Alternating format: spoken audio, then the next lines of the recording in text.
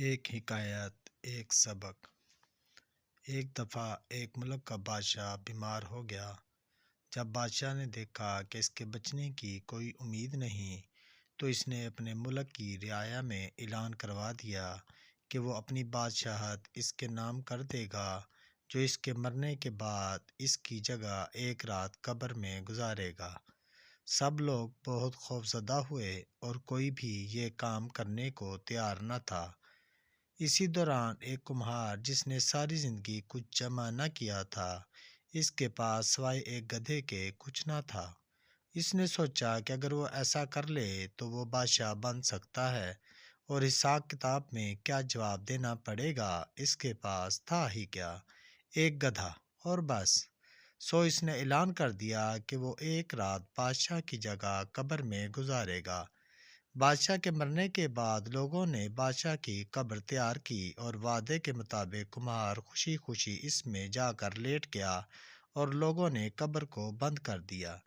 کچھ وقت گزرنے کے بعد فرشتے آئے اور اس کو کہا کہ اٹھو اور اپنا حساب دو۔ اس نے کہا، بھائی حساب کس چیز کا؟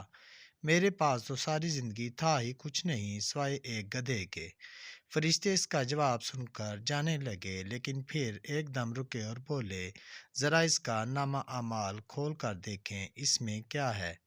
بس پھر کیا تھا، سب سے پہلے انہوں نے پوچھا کہ ہاں بھائی، فلاں فلاں دن تم نے گدھے کو ایک وقت بھوکا رکھا تھا؟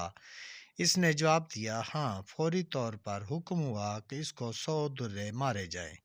اس کی خوب دھنائی شروع ہو گئی۔ اس کے بعد پھر فرشتوں نے سوال کیا، اچھا یہ بتاؤ، فلاں فلاں دن تم نے زیادہ وزن لاد کر اس کو مارا تھا؟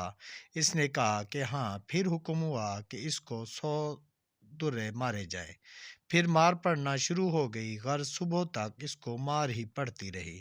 صبح سب لوگ اکٹھے ہوئے اور قبر کشائی کی تاکہ اپنے نئے بادشاہ کا استقبال کر سکیں۔ جیسے ہی انہوں نے قبر کھولی تو اس کمہار نے باہر نکل کر توڑ لگا دی۔